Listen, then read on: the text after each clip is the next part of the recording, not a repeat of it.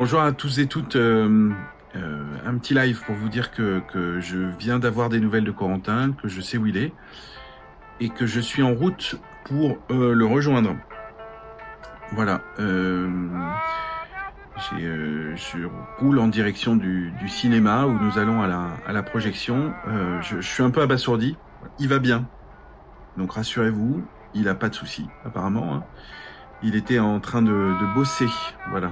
Et il a perdu son téléphone, je crois qu'il m'a dit ça. Bref, je voulais dire merci à ceux qui ont aidé, qui m'ont soutenu.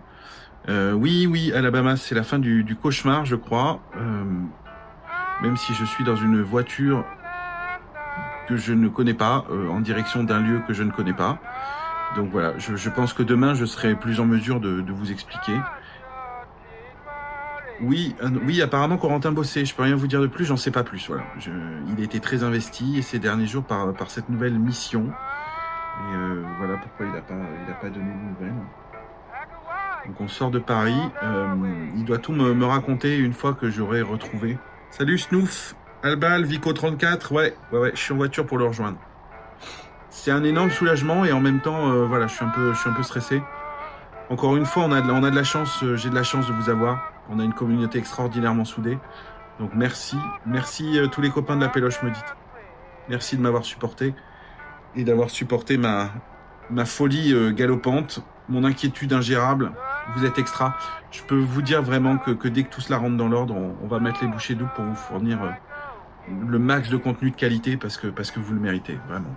Mephisto, Cringer, Grenier, vous avez raison. Ouais, je suis un peu dans un état... je pense que je suis sous le choc en vrai. Après, il a dit qu'il avait kiffé, il l'a pas caché. Il m'a zappé, il nous a zappé et son portable était cassé, donc voilà. Non, Viridian a expliqué les vocaux. On va essayer d'en parler, je vais mettre ça avec lui. Ça commence à déconner. Les amis, je crois qu'on est en train d'entrer sans réseau. Je vous reprends bien vite. Rebonsoir à toutes et tous. Bon, bah ça y est, on y est. Portable récupéré, réseau impeccable. J'ai même dormi un peu, ce qui m'a fait du bien. Il est 21h. On est devant le cinéma de Guérini. Je pense que si vous avez entendu l'épisode 5 que j'ai uploadé juste avant de faire ce message, vous le savez. Dehors, il y a pas mal de monde. Bon, mais je crois qu'on va sortir, on va voir. Toutes les infos que je vous donnerai seront uploadées sur un serveur, évidemment. Au revoir, monsieur. Ah, bon, il répond pas, de toute manière. On va voir. Il y a beaucoup de monde. Hein. Il y a beaucoup de personnes qui font la queue pour voir le film, on dirait. Et c'est bizarre parce qu'il y a 2 lignes. C'est bizarre parce que... Je vais essayer de m'avancer doucement. C'est bizarre parce qu'il y a beaucoup de sans-abri. Et ça contraste énormément avec d'autres gens qui sont en costard-cravate. Donc c'est vraiment absolument dingue. C'est un melting pot assez étrange. Je me dirige vers là. Excusez-moi. Pardon. Merci. Bon, ils vont faire ça le comble, je pense, là. Quand j'arrive au niveau de l'entrée du cinéma, je vais passer là. Monsieur, veuillez couper votre téléphone avant de rentrer, s'il vous plaît. Non, mais parce qu'on m'attend à l'intérieur, moi je suis... Je sais. Mais même si on vous attend, vous rangez vos écouteurs, vous coupez votre téléphone. Mais attendez, parce que je fais un podcast, donc j'aimerais pouvoir... Allez, vous coupez et vous rentrez, sinon je vous laisse dehors. Vous foutez de ma gueule, quoi. Lydie, bienvenue. Johan, Georges, laissez-le passer. Excusez-les, rentrez, vous savez ce que c'est. Non, je sais pas, non. À quoi bon faire des règles si elles ne s'adaptent pas? Vous pouvez enregistrer, évidemment. Vous êtes notre invité. Merci. Désolée en tout cas pour tout ça. On se tutoie, ça te va? Non, ça me va pas. Mais bon, est-ce que c'est vraiment si grave que ça? Je vous sens sur la défensive, c'est normal. Voilà, on est arrivé. Vous êtes Éléonore Sinclair? Exactement, oui. Voilà un canapé, Corentin va arriver. Quelque chose à boire? Un truc frais, sans alcool. Ah, c'est drôle ça. De quoi? Tu ne bois pas d'alcool par rapport à ta religion? Ma religion? Bah, tu n'es pas musulman. Musulman comme mon prénom le laisserait deviner, c'est ça? Non, bah non, je suis pas croyant, je suis agnostique. Et je bois pas d'alcool juste parce que j'ai envie d'avoir les idées claires pour parler à Corentin, là. Ah ok, j'aurais cru, vu que tes parents le sont et que tu ne veux pas leur parler de... Enfin, c'est pas grave, Corentin va arriver tout à l'heure. Ouais. Mes parents, mais comment elle connaît mes parents, celle-là? Putain, c'est absolument dingue. Je pense que je vais enregistrer la conversation avec Corentin, parce qu'il y a quelque chose qui tourne pas rond. Moi, je me sens pas bien du tout en plus. J'ai envie de vomir, mais ça vient pas. Donc, J'arrive, je m'occupe de ça. Et je dis ok, super, merci. Tu t'occupes de ça, c'est moi, ça? Mehdi, t'as mauvaise mine. Genre tête de déterré. Ouais, qui la faute. J'apprécie le compliment, en tout cas. Toi, en revanche, on dirait que t'as perdu 10 ans. Moi j'ai une patate d'enfer. Ce défi, ce film, cette émulsion. Ah, je crois que j'ai enfin trouvé ma place, mec. Alors, tu m'expliques? Mais avec plaisir. Comme je te l'ai un peu quand même dit au téléphone, on m'a offert une opportunité de dingue. Et cette opportunité, je veux la saisir avec toi, Mehdi. Je veux qu'on soit ensemble à participer à rendre le monde meilleur. On va sauver des vies avec un film. C'est bien ce que tu voulais, non? C'est bien pour ça, finalement, qu'on aime le cinéma. Parce qu'au cinéma, on peut sauver le monde. Qu'un film peut changer les choses, emmener des gens à penser différemment. Mehdi, derrière le voile, c'est un film avant-gardiste qui montre la voie vers un avenir meilleur. Mais qu'est-ce que tu me racontes? Qu'est-ce que tu racontes, putain? Tu t'entends parler? Moi, je veux que tu m'expliques pourquoi autant de jours sans nouvelles. Pourquoi autant de messages alarmistes affreux? Je m'en fous de ce film, putain. Pourquoi? Tiens, écoute ça. Putain, désolé. Ça continue de taper, putain. Tu peux m'expliquer ça plutôt? Tu peux me dire comment moi je dois réagir? Hein? Ou alors je dois juste me dire, ah chouette, il a eu une belle opportunité professionnelle? Dis-moi, putain. Je sais pas quoi te dire. Le processus d'assimilation du film est long et peut-être douloureux, ouais. Mais je m'en fous de ce putain de film! Putain, dis-moi juste que t'es désolé, je sais pas, sois humain! Oui, je suis désolé. Ok? Mais ce film et cette chance, c'est la raison pour laquelle je n'ai pas donné de nouvelles. Mon portable était brisé. Pour les messages, disons que c'est juste qu'il est difficile d'appréhender ce qui se passe dans notre tête quand un film te touche au plus profond comme ça. Faut s'habituer, accepter de pas comprendre, ça s'habituer au mécanisme, au bruit, sans chercher à lutter. C'est ça qui est compliqué. Non, Coco. Ce qui est compliqué, c'est que je te comprends pas. Corentin, tu t'es ébouillanté la main. Tu hurlais au téléphone, putain. Et tu m'as laissé aucun mot pour me dire que ça allait bien. Tu comprends quand même que... Tu veux que je te dise quoi? Moi, je veux juste comprendre, putain. Je veux juste que tu m'expliques. Ok? Je vais pas te dire, ok, c'est bon, allons voir un film maintenant. Et pourtant, c'est ça que j'aimerais. Eh ben, tu l'auras pas. Tu n'as pas besoin de comprendre. Tout ce que tu as à faire, c'est poser ton putain de portable. Ok? Tu poses ton putain de portable et tu te laisses conduire pour vivre une expérience qui va changer ta perception du monde, Mehdi. T'as perdu la tête. T'as perdu la tête, je te reconnais pas. Mehdi, c'est moi. C'est juste que j'essaie de te dire que je suis enfin heureux, Mehdi. Je suis heureux. Ah bah parce qu'avant, tu l'étais pas, d'accord. Mais justement, c'est peut-être ça le problème, Mehdi. Moi, je veux bien que tu sois heureux, mais je veux aussi que tu te rendes compte du mal que tu peux faire. Avant, j'avais tout le temps peur, Mehdi. J'avais peur de qui j'étais, de ce que je pouvais éprouver. J'avais peur, tout simplement peur. Et pour la première fois de ma vie, je n'ai plus peur. Eh ben, je suis content pour toi. Non. Laisse tomber. Non, je crois que foncièrement le problème, Mehdi, c'est que t'aimes pas quand je suis heureux. Mais je crois vraiment que je... La porte est ouverte, mais je sais pas ce que tu veux au fond. Eux, ils veulent qu'on les aide en tout cas.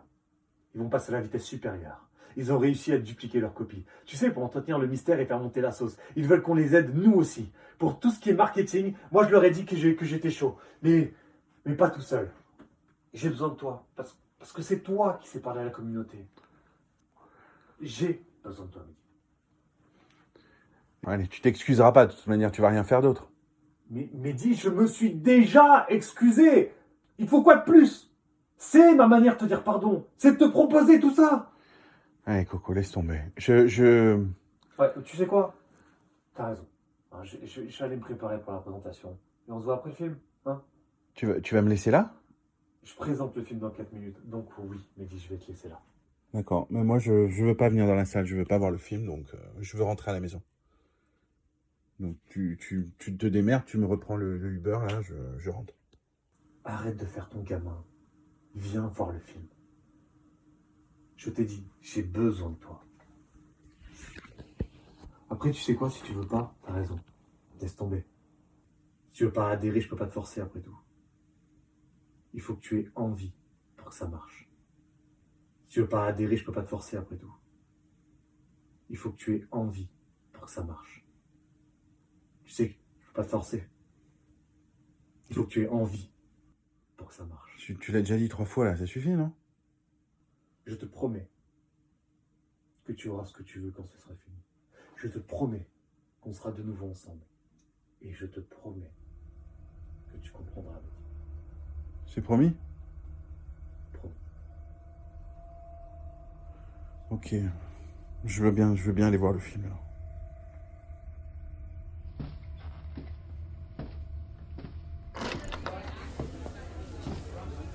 Tu ne peux pas imaginer ce qui t'attend. Cette expérience va changer ta vie. Je te laisse là, je monte sur scène. Je me mets là? Oui, c'est parfait.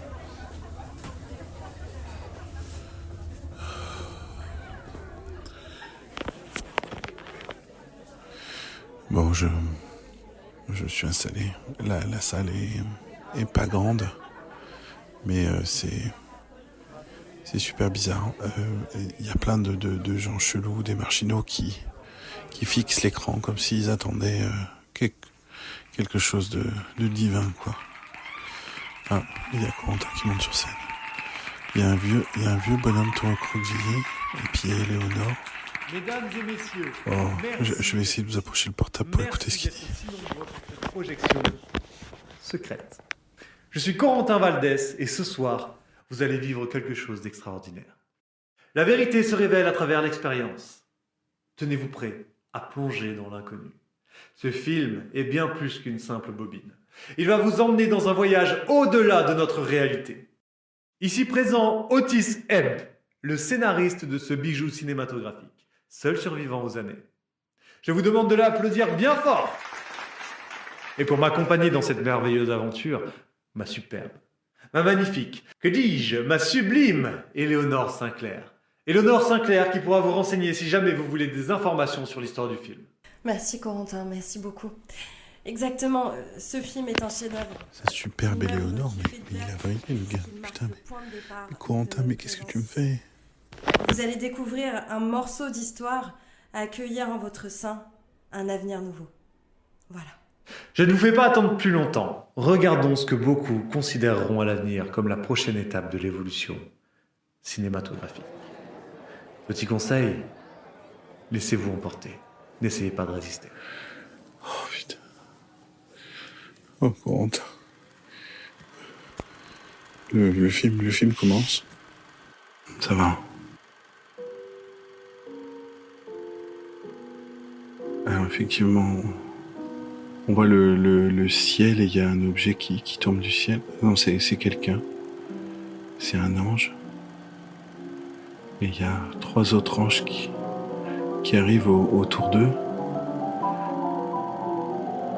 Et qui l'enserrent, qui l'attrapent et qui commencent à l'embrasser.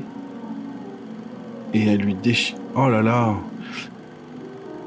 Il y a des énormes gros plans en fait sur les muscles qui se déchirent, c'est affreux. Putain Corentin, t'as intérêt à tenir ta promesse. Oh.